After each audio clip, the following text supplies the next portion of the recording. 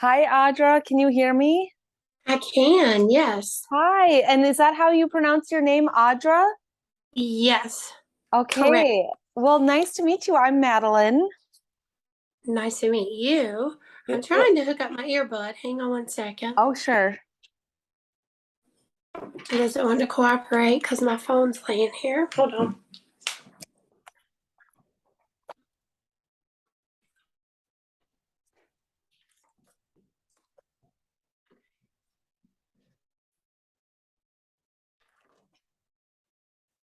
Okay, see if I can hear you now. Can you hear me? Yeah, I can hear you. It's not going to go on my earbud, but it's okay Okay. because it wants to go to my phone. Oh, I see. Yeah, that's okay. I'm Well, going to turn the Bluetooth off on my phone. okay. And let's see if it'll catch me on here now. Talk. Can you hear me? Yeah, it's good, Okay. but it's still not going to go. Okay. Okay. Well, you'll have to excuse my room here. We're moving offices, so I'm in a temporary one that's kind of like a closet right now. So Okay. just ignore all that in the background there. No problem. So we're doing your human design reading today. I'm really excited to do this for you. Me So too. how much do you already know about human design? I don't know that much about it. I just saw your video the other day with a little bit of fit, Mm-hmm. and it intrigued me. So I started looking into a little bit of it, and I'm like, this is interesting. I need to know some more about it. So here I am. Okay, awesome. So kind of starting from the very beginning here. And then by chance, have you looked up your chart yourself at all and kind of I looked did at, look it up, but it oh, means nothing to me. okay. Okay, great. That's pretty much where most people are at when they first look it up. So why don't we just start with your energy type? And you can pipe in and ask questions anytime that you want. And I am recording this, so I'll send you that when it's done and you can review it for sure.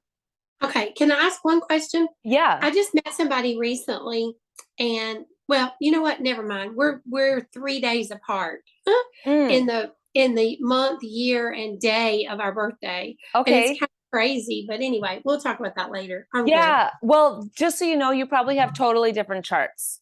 It's most Okay. likely, even if you were born like a minute apart, you could have a completely different chart. Okay.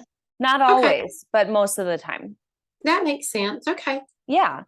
So, okay, so you are a generator and that's your energy type. So, the energy type is how you create energy and how you should be using your energy and how you exchange energy with other people in the world. It's not really much to do with your personality or your traits, it's just really all about energy. So, as a generator, that means that you can actually generate and create quite a bit of energy for yourself and also energy for other people. Not all of the energy types can create their own energy. So, this is kind of a good thing. It's nice to be able to have that. And then the way that you create energy is by doing things that you love and doing things that light you up. So, anytime you're totally excited about what you're doing, you're creating so much energy that it energizes you, and you can probably just keep going and going and going. And then that energy bubbles out and energizes other people and kind of raises the vibration of the planet. So it's super important that you avoid as much stuff that you don't align with as possible. And of course, you're never going to be able to, get rid of everything in life that you don't want because we all have problems and we all have things like responsibilities, mortgages, all that stuff. You can't just get rid of all that probably. But with the things that you do have in your life that you're going to keep, that you don't necessarily love, like maybe a home. Maybe you're not ready to get rid of your house and move, but you're going to keep that home and you don't totally align with it. You want to start telling the universe or whoever you like to talk to that you're open-minded to the possibility of letting this thing go and that you know that this thing no longer lights you up and you are ready for the better version to come into your life. So even just by announcing that, declaring that, you're going to start to allow things that do attract, that you are attracted to come into your life more. But if you can start to clear out some of the misalignments, like the literal stuff that you might have, the people you don't align with, the jobs, the hobbies, the thoughts, anything in your life that you feel like, you know what, that just doesn't serve me anymore. If you can clear it out, go for it. If you can't clear it out, declare that you're open-minded to letting that go at some point and you're ready for something better to come in. Okay. So And you are recording this. So I'm going to take a couple notes, but you're recording it and you'll send it to me, right? yes. Okay, perfect. And then I'm not going to take as many notes. Okay. And all of that makes sense. Okay. My son said to me one time, I was going to a motivational speaker, and my son said to me, I said, I'm going to see this motivational speaker. And he's like, Mom, why are you going to do that? And I'm like, because it's a motivational speaker. And he's like, Mom, you're the most motivated person I know. You don't need to go there. And I'm like, dude, sometimes I need my batteries charged. So anyway, go ahead. Sorry. Yeah. But it makes sense. And everybody leans on me for energy. Like, and it's like I just like do energy like this. I'm like dishing out energy all the time. Really, it's crazy. Yeah. But it makes sense. So that's really good. That's a really good sign that you're probably in alignment, at least somewhat. If you were feeling really like bogged down and burnt out, then you'd probably be way out of alignment. So the strategy, everybody has a different strategy. The strategy for a generator, and when I say strategy, it means like how you're supposed to do everything, how you're supposed to take action and move forward. Your strategy is to respond. So to respond means that you need to look at your entire life as a buffet. There's all these options in front of you, and then you either say yes or you say no to things. And for some people, that doesn't make any sense, and it feels totally like obvious they're already doing that. For other people, it might feel like you've been conditioned to think that you need to go out there and hustle and force and make stuff happen and just go, go, go, and always be telling everybody like, this is what we're doing. So I'm not sure if you have that conditioning, but just know that you aren't meant to be constantly initiating things to happen. You are meant to see choices and then say like, yes, let's do that, or I'm doing that, or no, I'm not doing that, or yes, I want to be friends with this person, or no, I don't, or I want to go there, or I don't. Not initiating. But then also, you don't need to wait for literal invitations. So you don't need to wait for somebody to actually invite you or somebody to actually give you something for you to respond to. You can see the choices to respond to as much more broad than that. So you might have random thoughts that pop into your mind or inspirations that pop in, and those would be things to respond to. Or you might see an ad somewhere that makes you think, oh, I should do this other thing, but it kind of prompts an idea in your mind. And so thoughts are also things for you to be responding to, not just invitations from other people. So as a generator, what was that? All of that is true. I can make a decision in a skinny minute. And then people are like, oh my God, you're like a control freak. And I'm like, well, if somebody has to make a decision and somebody has to say yes or no, that makes me a control freak, then I guess I'm a control freak. I mean, somebody's got to say yes or no. You know what I'm saying? I mean, we're all saying, well, what do you want to do? I don't know. What do you want to do? I don't know. Where do you want to go? I don't know. Damn, just make a decision. Yes. That's me. Yep. Yeah. And for you as a generator, if it's not a hell yes, then it's absolutely a no. So you want to think about that when you are deciding things. If you're feeling like maybe, then it's a no. It's got to be a hell yes for you, and it needs to be like a full-bodied response. And there's one major way that you should be making your decisions, and this is called your authority, and it's emotionally. So when you feel positive emotions about something, or when you think about doing something, if it makes you feel emotionally good, that is a sign you should be doing it. If it makes you feel emotionally bad, that's a sign you shouldn't be doing it. So always for you, wait until your emotions are really cool, calm, and collected and steady. You're not on an emotional high, you're not on a low. Then think about that thing you want to decide on when you're feeling calm. And if it's a happy, positive emotion, then that's a hell yes. Okay? You shouldn't be making logical decisions from your mind. And you shouldn't be making decisions that would be like what you should do, what's correct. It needs to always come from an emotional place for you. Now, this doesn't apply to really tiny things like, what you should have for a snack. It's going to be more about the bigger decisions in life, the more impactful types of decisions.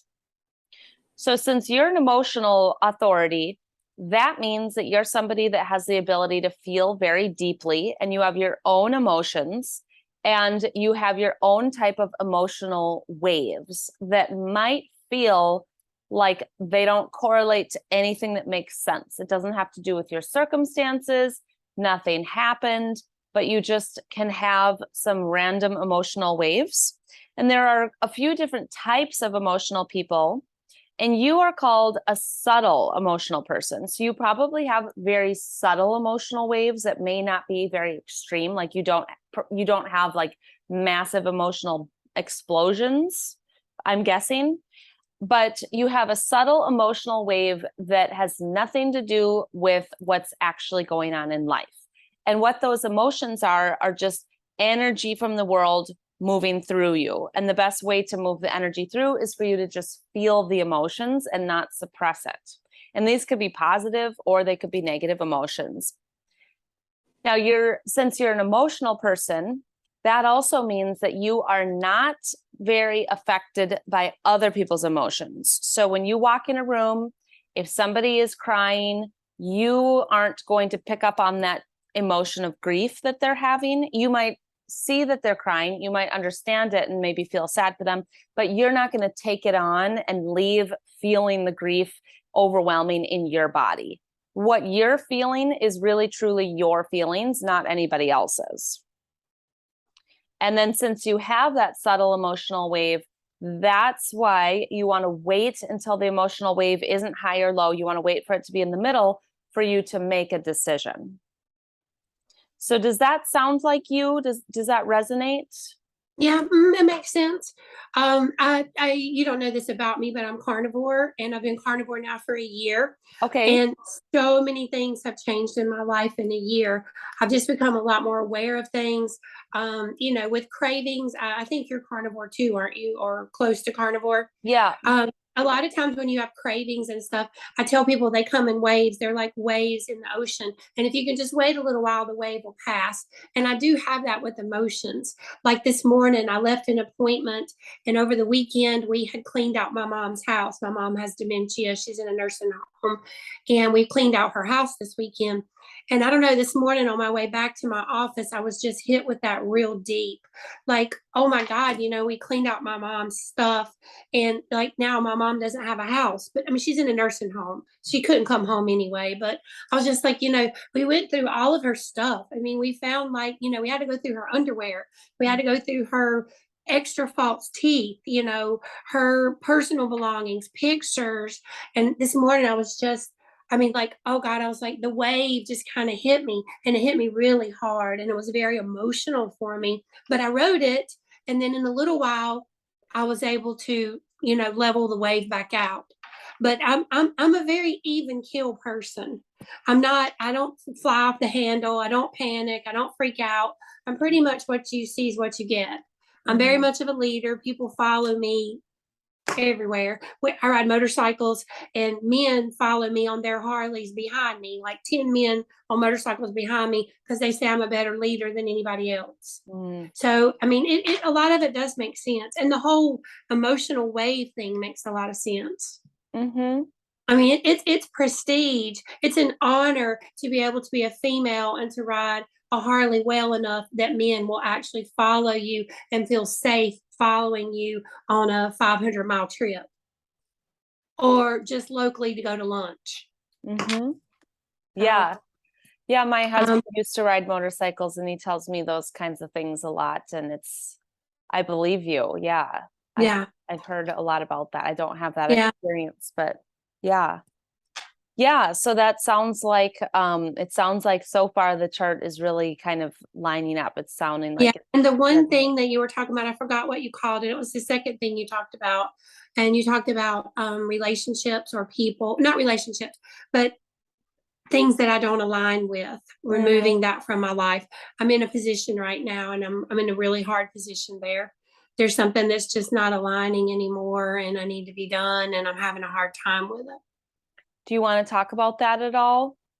We'll finish this. If we have time, we will. Sure. Okay. I don't want to talk so much that I take away from you telling me what we're here to tell me. Sure. Okay. Yes. So a little bit more about you being a generator. One feeling that you might get that will be a big red flag telling you that you are out of alignment is frustration. So you always want to have the word frustrated as like a ding, like a flag that goes up when you're feeling frustrated. You need to redirect course, switch up what you're doing because you are out of alignment. And it can be frustration, like in the literal sense where you're like, oh, I'm so frustrated. But it can also be frustration in your body. So if your body is getting like congested and stuck and bound up, that kind of stuff, even constipation, all that kind of stuff can be signs, like energetic signs that you're out of alignment with your design. And then how you know that you are in alignment would be the feeling of satisfaction. So if you're like, oh, that was so satisfying, you're probably in alignment. Okay. So let's move on, unless you have questions about that.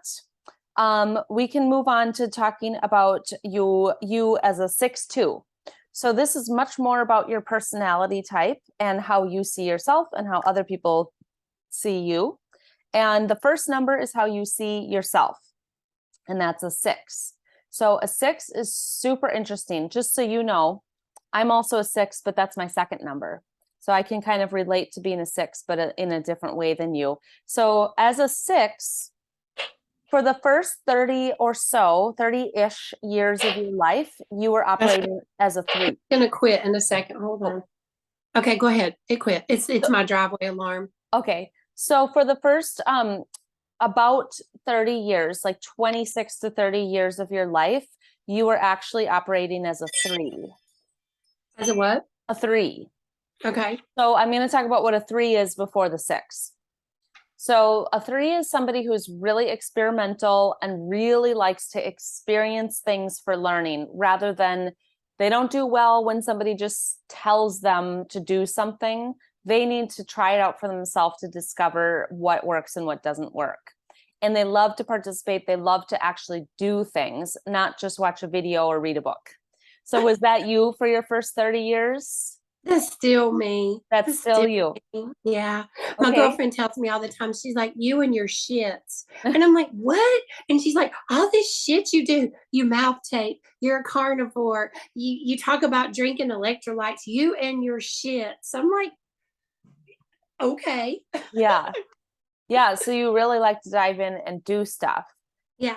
Yeah. I like to better myself. I like to make myself better, healthier, happier, whatever, look younger, whatever. Yeah. Yeah. That's great. And so for your first 30 years, you especially, though, were not able to be told to do something and then you can just do it. You really had to try things out and do a lot of trial and error and learn from failures and from doing things all different types of ways. Then it'd be interesting for you to look this up yourself. You can look up when your Saturn return was. So there's search engines and things you look that up and find out when your Saturn return was, because that's when you turn from a 3 to a 6. And the Saturn return is about roughly 3 years at the end of your 20s that are typically really hard. And people usually go through a lot of struggle, a lot of life lessons, a lot of transformation. And when you come out of that Saturn return, you become a 6, which is a wise person. So now you're wise. And yes, you still have aspects of the 3 where you like to experience things, but you've gone through most of that period of having to experiment. Now you're a smart person and you know things, and you don't have to do so much trial and error because you're wise enough to be able to just move ahead with what you know. And a 6 is also somebody that has close relationships. Family, close friends are super, super important to you. And you probably either were or are seeking a soulmate, or a soulmate type of person in life is really important to you, rather than lots and lots of casual friendships or casual relationships. You're more of a deep relationship type of person. Is that true for you? Yes. Okay. My And my husband died in 2014, and that mm, was my soulmate. And I was in a relationship with someone for 4 years, and then that ended. And then I've been in a relationship with someone else for 4 years, and it, that's not where I want it to be. mhm. There's 8 years between us, but since doing carnivore, I mean, I'm 54. Now I feel like I'm like 38, 40. He is getting ready to be 62, going on 72. So now we've gone from 8 years to 30-year gap. Mhm. So anyway, Yeah. Yeah. Yeah. So you're somebody who really needs to have that deep personal relationship, whether it's with a lover, a friend, a family member, or a couple, multiple people, but you're not really like into tons of casual relationships. I have quite a few. Oh, you do? Okay. And does Yeah. that feel like it's really aligns with you? Yeah, for the most part. I mean, we have several couples that we're very close to, Okay. that we do things with, ride motorcycles, go to the lake, go out to dinner, go on motorcycle trips, different things like that. Yeah. Yeah. Okay. But I wouldn't say a ton, maybe 6 or 8 couples. Okay. Yeah. Okay. And Yeah. in my 20s, when I was 23, I was in a motorcycle wreck and it broke all the bones in my face. Oh my gosh. Yeah, a girl hit us at Myrtle Beach. Yeah. Wow. Okay. Broke And my chin, crushed this bone, broke my nose, both my jaw bones, bone under my eye, bone above my eye, and cracked my skull on both sides. And that's how I became a private investigator for a living. wow. Yeah, so that's what I do for a living 31 years later. And that accident was in your 20s? I was 23, 22. 23? Okay. Yeah, Interesting. 1990. Okay. Yeah. Okay. Wow. So the sixth aspect of you, remember that as the wise person, as kind of the role model, that's how you see yourself. So when other people pick up on your aura, or when other people look at you, they don't necessarily know that about you, and they're not privy to that. That's a deep part of yourself, as being a wise person, but you do have to make that clear to people that you have wisdom to offer, because when people just see you or sense your aura, they have no idea.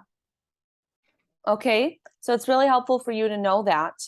And you might have people that say things like, well, who are you to think that? Or why would you know this? People might just not know why you're wise. Yeah. As a two, though, this is really interesting that your two is your second number, because this is how other people see you. And you have a little bit of trouble seeing this in yourself as the natural. So that means that other people think that you are just naturally gifted at things and you don't even have to try, you're just skilled. They might be jealous of that. They might be suspicious. They also might really admire it. But people look at you and they just think like, well, you can just do stuff. And I don't get it. I don't know why you can just do it.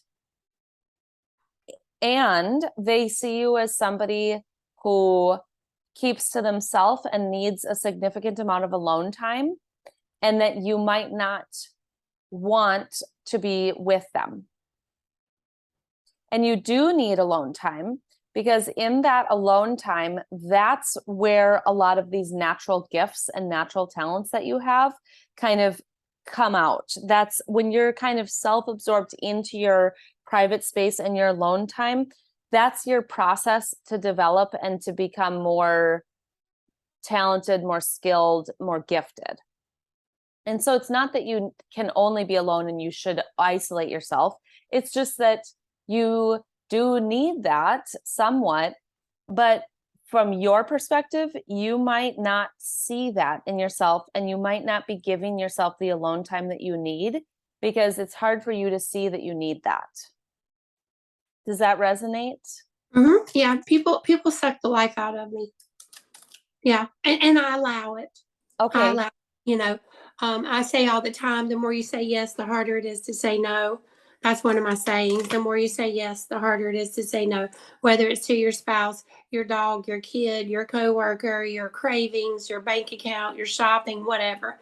The more you say yes, the harder it is to say no.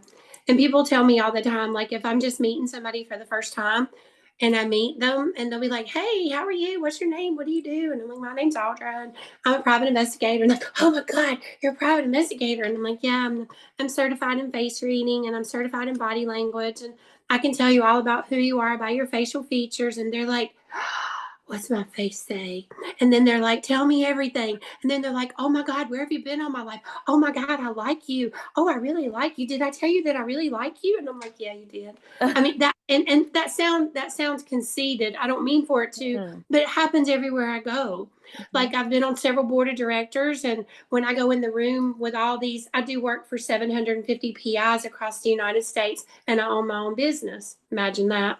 And people, when I go in the room, it's like my aura goes in before I do, and then people are just drawn to me. And then I have these big, huge tractor eyes, kind of like you have, and people are drawn to me because of that as well. And I Yeah. have Bambi eyelids, which you do too. And that means people tell you everything about their whole life history, even things you don't even want to know. And you think, "Why are you telling me this?" It's because you have Bambi eyelids. Go ahead. Wow. That's Yeah. I so could tell you all interesting. about your face. Oh my Yeah. gosh, now I want to talk about that. But we'll keep it we'll keep it all about you. Um, yeah, it's so interesting though that you say See, that that's because what happens when I go in a room, just what happened to you. Go ahead. yeah. Yeah, well, and it's like you really are living your design without having even known your chart, because you have aspects all over your chart that say things like that you are very observing. You can observe really well. You can look at people really well. You can pick up on things. You can sense things. And so it's super interesting that you're doing that line of work, because it's really in line with your design, actually. It's what I was meant to do, to help people. We do adoptions, people find their birth parents, vice versa. I mean, we do all kinds of stuff. We put people back in touch. Hmm. And we do some stuff that people aren't too happy about, but Hmm. it's what we do. Yeah. Yeah, totally. So, Certified in life coaching too, so I have life coach people. oh, wow. Yeah. Yeah. So as the 6-2, when we kind of put those all together, the 6-2, the theme of this is actually all about becoming the exemplary human being that your child self wish existed. So you're all about becoming, like, when you were a little kid, the type of adult that you fantasized about, that you dreamed of, that you just loved. You're all about becoming that woman. And you were born already with like a strong authority. You were born really wise, and you were born with very high standards. So you Right. didn't really have to develop that. You were just already born with those types of things. And the 2 aspect of you is very hesitant to let the 6 aspect of you shine. So I'm going to say that in some different words. So the aspect of you that's naturally gifted, and the aspect of you that needs to be kind of like alone to develop its skills, is really resistant to let the wisdom shine out. Does that at all make sense for you? Does that hit home? Yeah. Kind of? Yeah. Kind of. Yeah. I don't totally understand. Yeah. So know that there's the 2 aspect, how other people are seeing you. And that's the side of you that's just easy breezy talented. Like you're just good at stuff without hardly trying, and you can just be alone and you come out and now you have a new skill. But the 6 aspect of you is somebody who actually went through years and years of trial and error and experimentation to become wise. So it isn't true that you just can just be naturally talented without even trying all the time. You do actually, you have experience and you have pain that brought you into being a wise person. And the two aspect of you is kind of suppressing the fact that you did have to work to get to where you are, and you did have to go through a lot of downs to get to the ups. And the two aspect of you just wants everybody to see, like, I'm good at this. Look at me. And it's not a selfish thing. It's not a bad thing. It's just that you may have trouble allowing people to see the vulnerabilities and the struggles that you've been through, and that's what makes you wise, not just that you're easy breezy talented. And if you've already kind of mastered that and you're feeling like, no, I don't really feel like that, then it might be because you've already broken through that struggle. And maybe that was something that you've already accomplished. Maybe. I'm not sure that I mean, I get it, but I'm still having a little bit of problem with it, but I get it. Okay. I think. Okay. Do you want to keep talking about that, or do you want to just percolate on it and maybe think about it later on, and then we can move on? That's fine. Okay. Okay. And one last aspect I wanted to say about the 6-2. I don't know if you have this quality, but you could easily go into micromanaging or trying too hard to improve other people. So you want to just be aware of that and maybe not do that so much. Is that a part of you? Yeah. My dad used to say to me all the time, Audra, you can't change people. They have to want to change themselves. Yes. And yes, I have a tendency to do that. Yeah, a really good friend of mine has a really bad drinking problem, and I'm always trying to help him with it and trying to get him out of it, trying to get him to quit drinking. And I'm just like banging my head against the wall. Mm-hmm. Yeah. Yes. So you're going to have to remember that that's his path. Everybody's on their own path, and that it's not going to serve you to get involved too much. Yeah. Well, I am involved, but anyway. Yeah. So next I want to go into 4. I mean, how do I not do that? I mean, what do I do? Well, I mean, I'm always trying to help people better themselves. And I guess I can help you better yourself all day long if you want to. But if you don't want to, then I am learning, particularly with the carnivore world. If you're not interested in carnivore, I just don't talk to you about it. yes. I have learned that I can waste a whole lot of my time and a whole lot of my energy on sending you videos and people to follow and things to do and this and that and Carnivore 101, getting started. And I've learned to just like, zoop. Yes. If you want to know, you'll let me know. Yeah. Well, one thing that might help you to understand about your own chart is that you weren't born into this life with fears and desires of your own. It doesn't mean that you can't have your own fears or desires, but you really don't have strong personal fears and strong like needs for certain desires.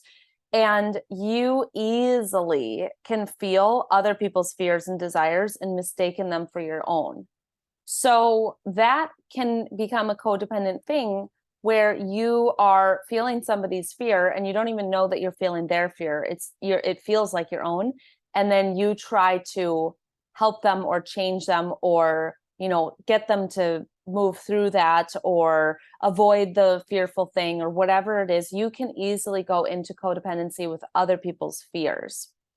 And so that makes sense. Yeah. So whenever you have fear arise or deep desires, like you just want something so badly, really ask yourself, where is this fear or where is this desire coming from? Because it's not actually yours. Was it conditioned from your parents, from your friends, from the world, from the news, whoever? And then again, it doesn't mean that you could never have your own fear. It's just that it's unlikely that you're going to have a strong fear or a strong desire, like a need for something. Okay. Right. So that one of my biggest fears was to lose my husband. I used to always think, what would I do if something happened to my husband? Because, I'd hear about my girlfriend's husband passing away, heart attack, this, that, whatever, cancer, whatever. And then one day, my husband got really sick with pneumonia, and he had complications from pneumonia, and he had liver failure, kidney failure. His body became highly septic, and he passed away. He was 47. He was in the hospital for 2 weeks. And I think that I used to say all the time that was one of my biggest fears, would be to lose my soulmate. And then when that came and went, it's not that I didn't feel it, because I felt it, but I was like, you know what? I made it through this. I survived it. It was horrible. You never get over it. You just learn to live with it, basically. And I cherish all the time we spent together, and I see the cup as half full, not half empty. I'm that person. But I think that was one of my biggest fears in life. And I don't know that I have a fear right now. Mm-hmm. But I can see how, like a friend of mine recently just walked out and quit their job. And I'm like, you did what? You did what? No, I quit my job. And I'm like, and you have a job to go to where? And they're like, I don't. And like all of a sudden I had all these emotions. Here comes the waves, my stomach's in knots. I'm like, oh my God, what are you going to do? To my knowledge, if what you told me is true, you don't even have savings. How are you going to survive? And now I'm in struggle mode to help that person. So you're right. You're right. I do take on other people's problems. I need to stop that. Yeah. Yeah. Time to stop that. And so you can have kind of like a trigger or another red flag that pops up anytime that you are feeling really invested in other people's problems, or if you're feeling fears about something, stop and ask yourself, whose fear is this? Because it's not yours. So where did that come from? Whose is this? And do I really need to take this on? And is it really That my makes sense. responsibility? Yeah. Okay. Yeah. Sense. Yeah. I literally that day they told me they quit their job. I feel like I've been kicked in the gut. And I'm just like, why do I feel this way? I'm financially secure. I don't owe anything. All my bills are paid. My business is successful. I'm successful. Why do I feel this way? And like all afternoon, I just felt like shit, because I was like, I just felt bad for that person. And I'm like, I didn't, I didn't do that, but I love them and I care about them. So, anyway, and I do love deep. God, I love deep. So, Yeah. and when I'm done, I'm done. I'm that person. Yeah. Yeah. So I'm going to go through 4 gifts, big gifts and life lessons that you have in this life. And these are like contracts or decisions that you made before you came into this life that you said, I need to work on this in this lifetime. So this is either going to be a struggle of mine, or it's going to be something that I master, hopefully the latter. One of them is facilitating closeness. So you are somebody who can make deep bonds personally, but you're also really good at making bonds between other people. Like you can introduce people and know who could be a good fit for each other. And then you also have a strong attunement and awareness to intimacy. So those 2 qualities in yourself make up this ability to facilitate closeness. So you're really meant to be doing that in this lifetime. Close relationships for yourself, and also facilitating closeness within others. And it can be friendships, intimate relationships, all kinds of different relationships. So does that feel like something that you already do or experience? I like most people who know me, I have a bond with them of sorts. Yeah. But I don't really do like a Cupid kind of thing or anything like that. But closeness and bonds, yeah. Yeah. And I find it really interesting that you said that within your work, you do actually help people reconnect, families and, that kind of thing. So that's actually very close to what this is facilitating those people, even though you're not sitting there going, okay, you guys can be friends now. But your role in bringing them back together is actually a piece of that. Yeah, that's very true. We've done several adoption cases over the years. Yeah. Yeah. That are very just miraculous. Like unbelievable, get back together, reunite kind of thing. Yeah. Yeah. That's so cool. Yeah. And then you want to just look at yourself for the whole rest of your life and just notice your ability to bond with people, and know that, you're really meant to be doing that. You're really meant to be here to bond and become close with certain people. And another gift of yours is a voice for self-love in the world. So you have a love of life. Not everybody does. And you're also able to help other people feel the love for life. And you're an effervescent truth teller. So that means that you can just really tell the truth. And it's a really important aspect of yourself to be doing that. And so those two qualities make you a great voice for self-love. So you are meant to be experiencing your own self-love, but also speaking about it or facilitating others to have better self-love for themselves. Does that resonate with you at all? Yeah, definitely. Yeah.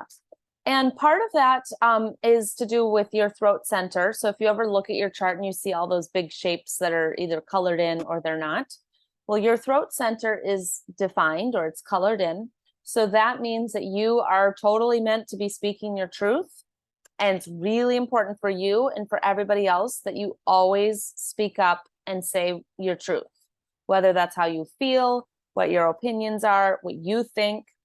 Everybody needs to hear that from you, and you need to hear it from yourself. So that's a part of this ability to be a voice for self-love in the world. Okay. Now, anytime if I'm talking about these 4 gifts that you have, if you feel any sort of like disconnection, or you're kind of like, I don't know, I don't really feel like that's me, or I don't really know about that, then you really want to dive deep into that gift and actually see what is deep within you that you can pull out, because you really are here to be doing that. Doesn't mean that it needs to be like your job or you get paid to do it or anything like that. It just means that you really truly are meant to practice that gift in this life. And sometimes people don't connect their gifts at all. Sometimes they're like, oh yeah, I do that. It can be anywhere on the spectrum. Okay. So the next one, your third one, is organizing information to create the full picture, which sounds like a lot to do with your work, actually. So it's really actually funny to me. Whenever I read people's charts, I always laugh because so many aspects of them feel so true. But one gift that you have within that is spotting and explaining the facts. And another one is substantiating opinions. So you can create your own opinions and you can back them up. And you're really good at tying together all the pieces of the information that's already out there that's not tied together. So you can see like concepts or pieces and put it all together and be able to create a full picture. And that's something you're really meant to be doing in this life. And that's what I do. Yeah, it is. I mean, that's literally what we do. We tie all the pieces together and we put all the pieces of the puzzle together. Yeah. Yeah, exactly. Okay. And then I couldn't deny that even if I wanted to. Yeah. It's really funny because sometimes when I'm preparing these charts for people and I see certain ones of these gifts like that I personally don't relate to, like I don't really relate to that one myself, and I go, oh, I don't know, maybe they'll think this is like a nothing. And then I meet the person and I hear what they're like, and I'm like, wow, this is actually so like true for them. It's amazing. So your last one here is stuff just makes sense to you. So that comes from 2 aspects of yourself. One is the need to have revelations, and the second one is breaking through confusion to get clarity. So in life, a lot of things are just going to make sense to you. And that's a couple different things. One, it's because of this particular gift in your chart that I'm talking about, but it also ties back into the 2, the aspect of you that you're just naturally gifted. a lot of things you can just easily do without a normal amount of education or practice. But with this specific gift about stuff just making sense to you, people won't understand why you know things or why you see the world a certain way. And I don't want you to feel pressure to explain why things make sense to you. You have this ability to just receive like downloads or information that just clarifies a lot of things really quickly without like the level of research or contemplating that a lot of people would have to go through. Does that resonate? Makes sense. Yeah. Yeah. So any questions or comments about any of those 4 gifts? No, they all make sense. Okay. I fit all 4 of them. Yeah. So I want to go through some of these other, they're called energy centers on your chart. And the bottom one is your root center. And your root center is undefined. So that means that you are not designed to be in super high pressure situations. And people usually go 2 different ways with this. So one is that they either freak out and panic when they're under pressure, or 2, they either don't even notice that there's pressure and it doesn't phase them. Like they just never feel high pressure, even if everybody else thinks it's high pressure. So which one do you think that you are?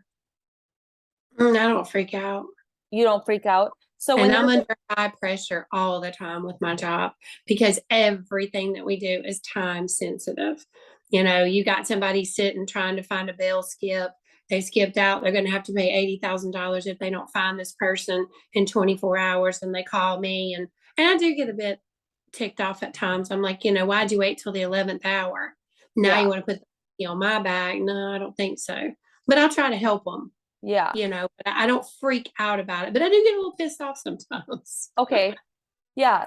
So that I think that that's kind of making sense, that I think that you've been conditioned to handle pressure.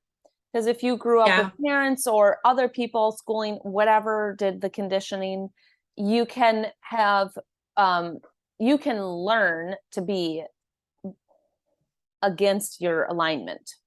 So you should just know that to be in full alignment, pressure is not great for you. And so obviously everybody's going to experience pressure in life, and there's pressure within your job. And so you're going to have to find ways of not having the pressure that comes up in your job, not having it affect your body, affect your health, affect your mental state. Because even if you think you can handle it well, you're not supposed to be handling pressure. Okay? So sometimes people with the open pressure center like you, sometimes they just almost don't even like recognize that something is high pressure. Like my stepdad is like that. Everybody else in my family, including me, like we can all do high pressure really well. And we're all kind of like high strung people that are addicted to pressure. So it's kind of negative. And he's like you, where he's not supposed to be handling pressure. And when there's a high pressure situation, he's like, he like doesn't at all notice that it's high pressure and like there's a time ticking and like you have to get it done. It's like easy breezy. It doesn't even phase him. And so you're not like that? You. No, I'm like you. I'm high energy all the time. My feet hit the floor. I have 2 speeds, wide open and asleep. That's basically it. I'm like wide open all the time. I'm under lots of pressure all the time to get this, to get that. I mean, it's like a fight or flight mode all the time. Yeah. Do you work with other people? Like do you have other employees or other people, or, okay, so you're not working alone? Okay. No. It'd be really interesting to know in their charts if they have a defined pressure center, because if they do, you will pick up on their ability to handle pressure and handle it well. Right. Because whenever you have one of these open centers like yours, it means that alone, all by yourself, in your true essence, you're not meant to be that way, but you're conditioned by everybody's aura around you. So if the other people around you can handle pressure well, then you can. Okay. So that'd be really interesting to know if the other staff or whoever's physically around you, any of that can apply, if any of that is affecting your ability to handle the pressure, because it sounds like you do pretty well with it. Oh, I do extremely well with it. Matter of fact, I'm more productive the more pressure I'm under. Yeah. Yeah. So I would guess that that's either conditioning that you were taught to be that way, or it is the people around you are affecting you and making you have that skill. It's kind of like magic. Like if you don't have the skill, but you're around someone who does, you pick up on it and you have it temporarily. Maybe so. Mm-hmm. I've always been high strung, high pressure, pressure to perform. Yeah. I've always got answers. I've always got a solution. I can always fix it. Mm-hmm. That kind of thing. Yeah. Okay, then your splenic center, we talked about this a little bit. This is the center that's all about intuition, fears, and desires. So we touched on this, so we won't talk too long about it. But that one's also undefined. So that means that you didn't come here with your own fears and desires, but you can pick up on everybody else's easily, which is positive and negative. And you can pick up on other people's intuitive abilities really easily. Okay. I'm extremely intuitive. Like it's crazy how intuitive I am. Yeah. Sometimes it's kind of scary. Mm-hmm.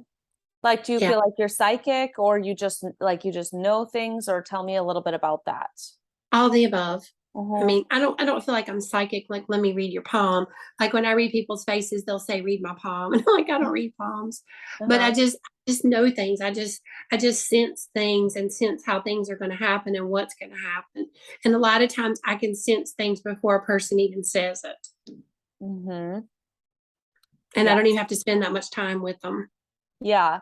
And I think a big reason why that's true for you is because you do have this undefined spleen center. So when you're near a person, you are picking up on all of their fears and desires, and you can almost like tune into what their intuition is. And so Hmm. you're very specific on picking up things to the people that are actually there around you. Yeah. Mhm. Okay, this next one, your ego center, is also undefined. And that one is all about willpower and motivation. And when it's undefined, that means that you're going to have a willpower that goes in waves up and down. And you don't always have the same level amount of motivation and willpower all the time. So sometimes you have really high willpower and then you come down. And when you're in a low willpower point, it's better that you don't try to be harsh on yourself or force things. It doesn't mean you should just like let go and do whatever you want and just fall apart, but it means that energetically and emotionally, you want to just allow yourself to be in a willpower low, because when you go back up to a high, you're going to be like 10 times more productive and effective. But if you're always fighting the lows, you're like never going to have good willpower. It's never going to build back up when you're fighting against it. Makes sense. Mm-hmm. And then moving over to your G center, that one is defined. And that's all about self-identity. And that means you are who you are, no matter where you are, no matter who you're around, no matter what the situation is.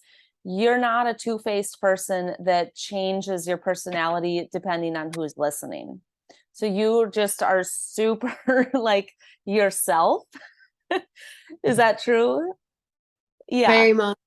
People say to me all the time, you're just so even keel. Like you're not people tell me all the time I'm never in a shitty mood. Mm-hmm. And that I'm just very even keel, and I'm the same way no matter who's around, what we're talking about, what we're doing. I'm the same way all the time. Yes. Yeah. Yeah. So that makes you a very dependable person, but it also makes you not very adaptable.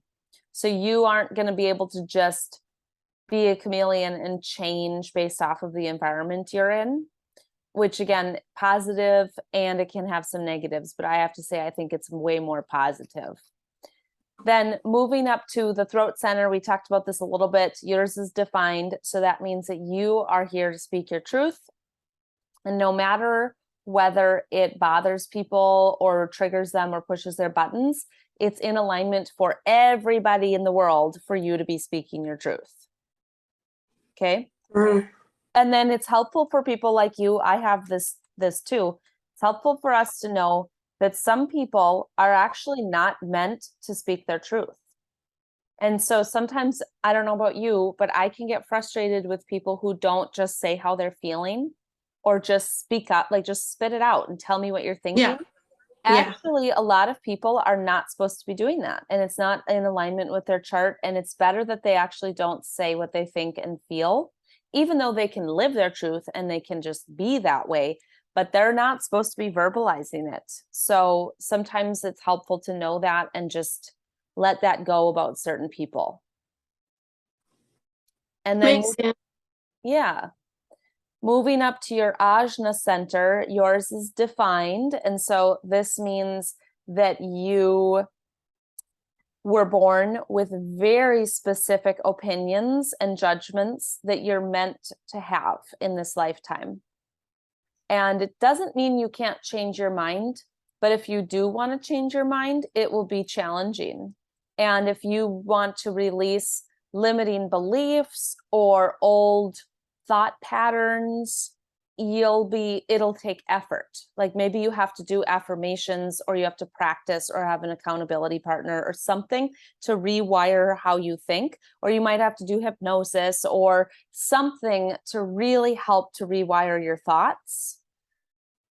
But also the deep-seated perspectives that you have, you were meant to come to this earth to share them.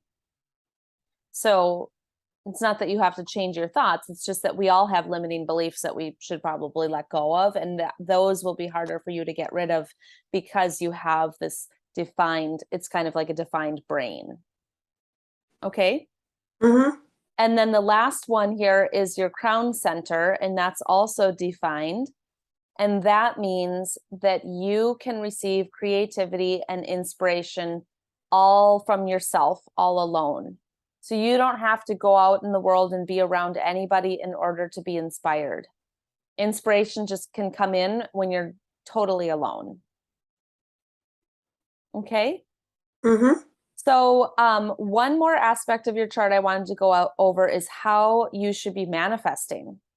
So you are two things. You're a specific passive manifester.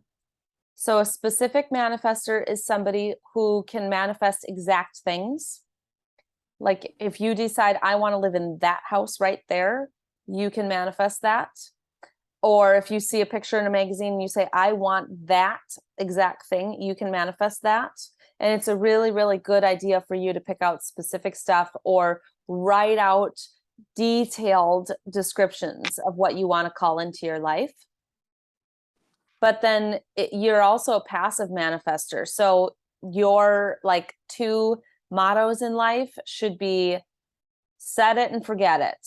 Like you set the manifestation, declare it, and then just forget it and move on, and it'll come. And your second motto would be like this or something greater. So you just set it, leave, and then you're waiting for it to come. You shouldn't be percolating on it, thinking about it constantly, telling everybody all about what you're manifesting. That kind of energy around like actively thinking about it is going to block it from coming. It's better that you release it like into the universe or wherever, and then it will just come if you're living your truth. And if you're opening the doors and telling the universe, I'm ready for this thing to come in. But it's got to be something specific. You can ask for like exactly what you want. Does that pertain to relationships too? Yeah. Okay. Yeah. So you could write out exactly what you want in a relationship. And when I say exactly what you want, I mean literally the details that feel good for you to write out. If it's getting way too detailed where you're getting stressed out, that's too much. If it's too vague, that's not enough. So you should write as much detail as what feels really good and what's clear inside your head. You also have your strongest sense is inner vision. So anything that you see inside your head or anything that you can visualize is very powerful. Imagination is very powerful for you. Okay. So for our last few minutes here, what questions do you have? So where do we go from here? Do these change, like face reading, for instance? If you're in a bad relationship, a bad church, a bad job, a bad, you don't like where you live, whatever the case may be, the lines on your face change. The way you read someone's face, it's almost a roadmap of your life. So does that pertain to this the same way? Does this change, or are things set from now on? I mean, where do I go from here? You've read to me my reading. Yes. So this is set. This was set 3 months before you were born, and then it was like solidified the moment you were born. And Mm-hmm. it's not going to change. So what you want to do for the rest of your life is take this information and master it and continue to study it and continue to just get more and more close to your true design. And you should also know that there's so much more information in your chart to talk about. You could probably talk for 12 hours straight without even asking questions about all the details in the chart. So what we talked about today is just the very beginning. In my opinion, it's the most important aspects. It's the broadest, most impactful parts, especially even just mastering the very beginning of being a generator and how to use your energy properly. Only doing things that light you up and letting go of everything else is going to be the most important thing. And then also mastering your ability to make emotional decisions properly and not make mental decisions or instinctual decisions, but emotional ones for you. That will be incredibly life-changing. But if you get to a point where you feel like, wow, I really understand everything we went over in the chart, I think I'm doing really well with that, then either you can study it deeper and learn more about human design, or have a reading with me or someone else and go a lot deeper into some of these other parts. If you ever look at your chart, you'll see that there's all these lines and all these numbers. We could talk about all of those and what they mean, and all these different themes and qualities that you have or that you don't have. And that can be just a lot more information. And that makes sense. Yeah, that Mhm. makes sense. I mean, I'm the kind of person that every single year around November, December, I make a list of goals I want to achieve the coming year. And they're not necessarily New Year's resolutions, they're just goals for the year. If I don't accomplish them, it'll just go on over to the next year. And that's okay. I'm okay with that. And I've always said that I've been able to handle everything in my life. I've always had good kids, a good marriage, a good job, a good career, a nice house, nice vehicles. I could never master my health and my weight. I've lost like 75 pounds on carnivore. I'm finally pretty close to within 20 pounds, 25 pounds of where I would like to live from now on. So now I just want to be the healthiest me that I can be. And yes, I'm always looking into something different. When I saw this the other day, I was like, oh, I got to contact this girl. I got to know more about this. I was very intrigued by it. And I will continue to be intrigued by it. I'll learn some more about it, and we may do another reading. Um, the only thing in my life right now that I kind of really, I can't, this is being recorded, which I'll be the only one to have access to it. But the only other thing that I can really want to change right now in my life, like I said, my husband died in 2014, and he was my soulmate. He was a Scorpio. He was born in November 24th. And I'm 66. And we just kind of like, we raised the bar for each other. Like I would challenge him, he would challenge me. We raised the bar. And for me, I need somebody, and maybe you see this in my chart. I need someone who challenges me. And I don't mean, when I say challenge me, I don't mean say, oh, hell no, we're not going on vacation there. That's not what I mean. But when I say, hey, where would be fun to go on vacation? And they say, oh, it doesn't matter. Wherever you want to go, that's where we'll go. I get so tired of that. I need someone to challenge me, to be a better person, to be, career wise, career oriented, you know, not trying to tell you my whole life story, but you got them Bambi eyelids, like I told you. But like last year, my boyfriend had a stroke in May, and that was very life changing, and it's made him change his diet and different things, go to the gym, never been to the gym. But now I feel like a year into carnivore, I feel like I'm just getting more and more healthier, and I feel like I'm actually getting younger, body and physical wise, and I don't feel like he is. And when we were first together, I mean, I was extremely in love, very in love with him. And now I don't have that anymore. I don't feel that way anymore. I love him. I care about him. I don't want to hurt him. And this would devastate him. Mhm. The fact that it's being recorded, that's making me nervous. Yeah, well, if you want, I can also cut this ending part out, but Yeah. you're going to be No. the only one to see it. Yeah, you can leave it in. It's okay. Yeah. That's just the private investigator in me. Yeah. So something to can I give you a tip about that? Yeah. And So one more thing about when he had the stroke, it affected his emotions and his speech. So his speech is a little bit messed up from it, but not bad. You can understand him like on a scale from 1 to 10. He's an 8.5 or 9. But I don't know. It in the emotional part of it, I'm so worried that I'm just going to break his heart. yes. Yes. So for generators, remember that it's super critical that you only have people in your life that you truly align with. And it sounds like you've moved on from this relationship and you're ready for a new one to come in, or ready to just move on. And instead of you feeling the pressure that, oh my God, I have to just cut it off right now because I'm a generator and I'm not supposed to have anything I don't align with. Sometimes it takes a while and you need to feel into it, and you need to take time to do the change. So what you want to do right away is in private, say either to yourself or out loud or to whoever you like to talk to, say, I am open minded to the possibility of letting this relationship go. And I'm open minded to the possibility that when I do let it go, he's going to feel so much love. He's going to feel like it's in alignment with him too. He's going to be okay. I'm going to be okay. And it's going to be the best decision for the two of us. And then you don't have to go off and make any changes yet. You don't even have to take action or do anything, but just start by practicing saying those types of sentences. I'm open-minded to the possibility of blah, blah, blah. And then that's going to get the universe to go, oh, we didn't even know that she was ready for this. Well, let me help move this relationship along. The universe can actually help you out with that, but it doesn't know if you don't start. Right. What you think about, you bring about. Yeah, Yeah. exactly. And Yeah. then you might be surprised at like I've action studied The starts Secret. happening. I've studied The Secret a lot. Yeah. Yeah. And then since you're a specific manifester, you may want to specifically come up with what you want to happen.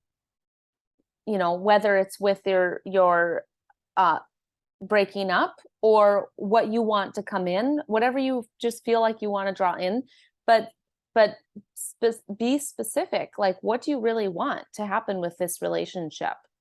Yeah. And declare it for yourself. And Mm-hmm. then that's going to be bigger than actually taking action of leaving him yet. Yeah. Unless Well, you're it's my just totally house. ready and you want to. It's But what? unless you're just ready to go and you want to, of course, if I you're don't ready to know take how action. to. I don't know how to. That's my problem. It's Yeah. my house. I live here. He moved in with me, and I just don't know. You know, I don't want to cause him any health issues. You know, and just so many things have changed. We've just grown apart, and I don't think he realizes it at all. Not, I mean, like zip, zero, nada, none. Yes. And I do because I have that ability to see things. Yes. So, and I am worried about his health. Yeah. Yeah. So you need to take that like 0.01 step of just declaring that you're open-minded to the change happening. Make that clear to the universe that you're ready, and maybe say, I don't know how to do it, but you're ready for it to start going that direction. Right. Mm-hmm. Okay. Yeah. So, um, okay, that it makes sense. Like I said, it makes sense. I mean, we do have a couple things in common, but we have less in common than we do, if that makes sense. He rides motorcycles too and loves to ride too, and but it's almost like in this year, our we just the age gap has gotten way bigger for me, Yeah. and I'm worried about his health. I'm worried if there's something else coming down the pike. Yes. Yeah. Uh, Are you familiar with Reiki? Yes. So I do Reiki sessions. I don't do them. You receive I them? am, yeah, someone does Reiki sessions for me, and they seem to think that there's health issues coming down the road Mm, there for him as well, which mm, scares me, mhm. you know. Yeah, so there's that red flag scares. So there's some fear. So maybe spend some time thinking about whose fear is that and where did that come from. It's okay to Yeah. feel it. It's not wrong for you to feel it, but remember that's actually not your fear. I had the fear prior to the stroke last year. There was some health issue coming, the intuition, the fear, and then the stroke came. And thank Yeah. goodness it only affected the speech and his emotions, none of his motor skills or anything. But now I almost have a greater fear there's something else coming. Hmm. Yeah. So And I don't you know if it's a fear or if it's an intuition. well, that's the same thing. So an Yeah. intuition can become a fear because you are totally aware of the possibilities of what can happen, and there's always scary possibilities. So people will oftentimes feel fear because they're so intuitive. They know like, oh, this could happen and that could be scary. And so they feel Right. fear. If you don't have any intuition, there's like nothing to be afraid of because you don't really Yeah. think about the fact that something could happen. Yeah, in 2014, when my husband died, I had to call 911 and they took him in the ambulance to the hospital. He was in the hospital 2 weeks, but he was in the driveway. And the last thing he said to me when they were closing the ambulance doors was, "I love you." And I said, "I love you too, and I'll see you at the hospital." Then last year, when my boyfriend had the stroke, the ambulance came here, he walked out to the ambulance, got in the ambulance, he put him, Hang on a second. okay, David, I'm in an appointment. Okay. Okay. Sorry about they that. That's okay. They put him in an ambulance last year at Memorial Day of last year. And the last thing he said to me in the ambulance was, "I love you. And I'll see you at the hospital." I'm like, "I'll be there." And I was like, "Oh God, I can't go through this again." Like I've been through three really hard things in my life. One was the motorcycle wreck that broke all the bones in my face.